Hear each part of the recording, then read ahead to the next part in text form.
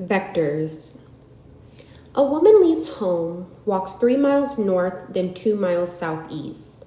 How far is she from home, and in which direction would she need to walk to return home? How far has she walked by the time she gets home?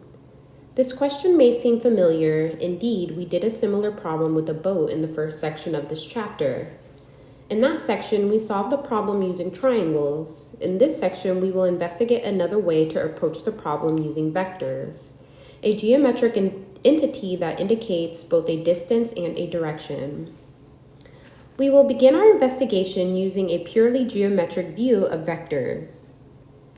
A geometric view of vectors. Vector. A vector is an object that has both a length and direction. Geometrically, a vector can be represented by an arrow that has a fixed length and indicates a direction. If starting at the point A, vector, which means carrier in Latin, moves towards point B, we write vector AB to represent the vector. A vector may also be indicated using a single letter in boldface type, like U, or by capping the letter representing the vector with an arrow, like vector U.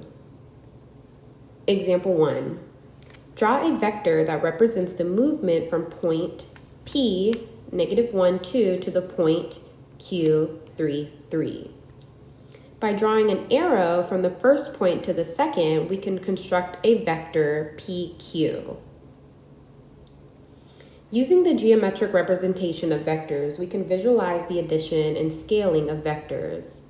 To add vectors, we envision a sum of two movements. To find vector u plus vector v, we first draw the vector u, then from the end of vector u, we draw the vector v.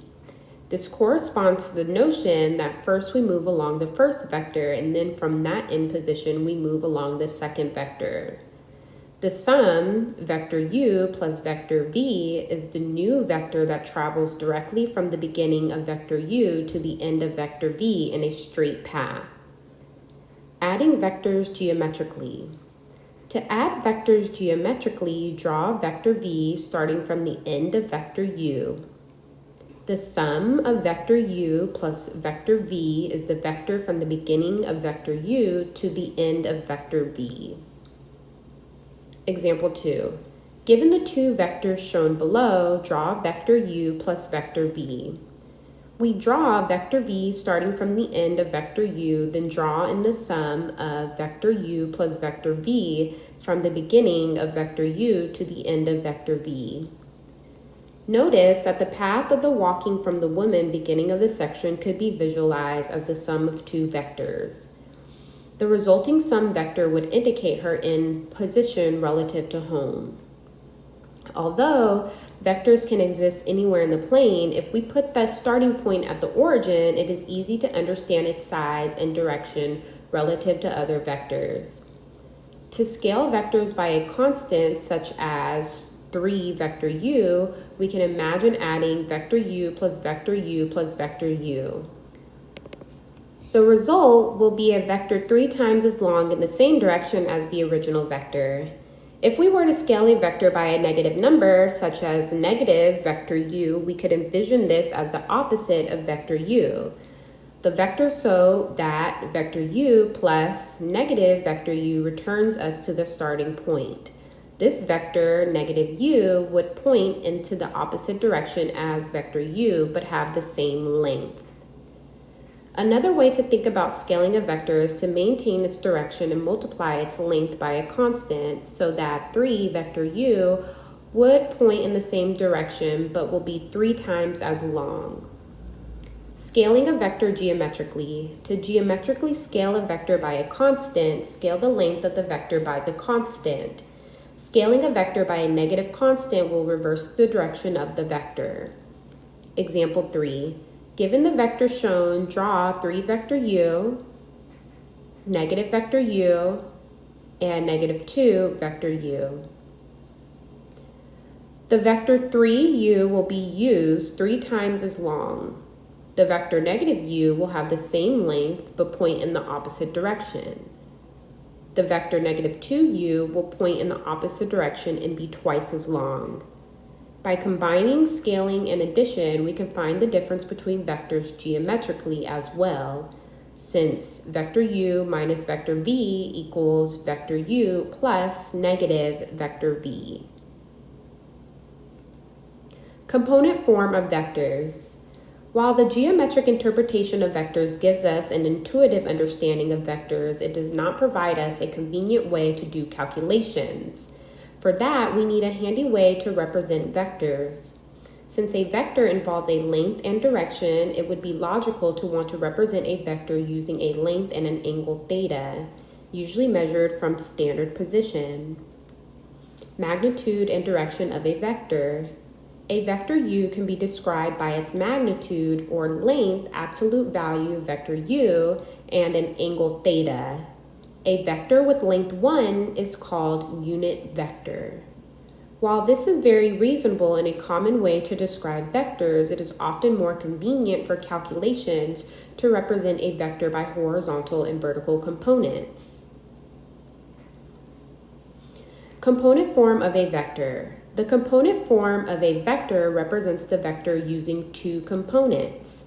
Vector u equals components x, y indicates the vector represents a displacement of x units horizontally and y units vertically.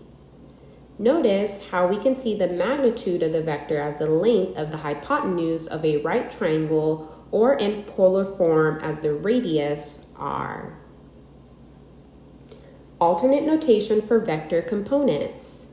Sometimes you may see vectors written as a combination of unit vectors I and vector j, where vector I points to the right and vector j points up. In other words, vector I equals components 1, 0, and vector j equals components 0, 1.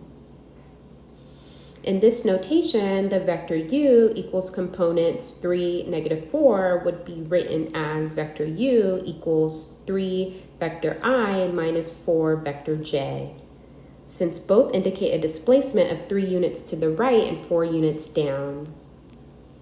While it can be convenient to think of the vector u equals components x, y as an arrow from the origin to the point x, y, be sure to remember that most vectors can be situated anywhere in the plane and simply indicate a displacement, change in position, rather than a position. It is common to need to convert from a magnitude and angle to the component form of the vector and vice versa.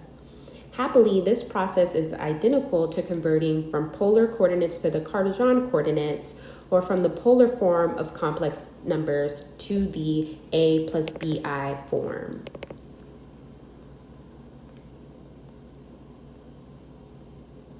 Adding and scaling vectors in component form. To add vectors in component form, we can simply add the corresponding components. To scale a vector by a constant, we scale each component by that constant. Combining vectors in component form. To add, subtract, or scale vectors in component form, if vector u equals components u1, u2, vector v equals components v1, v2, and c is any constant, then vector u plus vector v equals components u1 plus v1 and u2 plus v2. Vector u minus vector v equals components u1 minus v1 and u2 minus v2. Vector u equals components cu1 and cu2.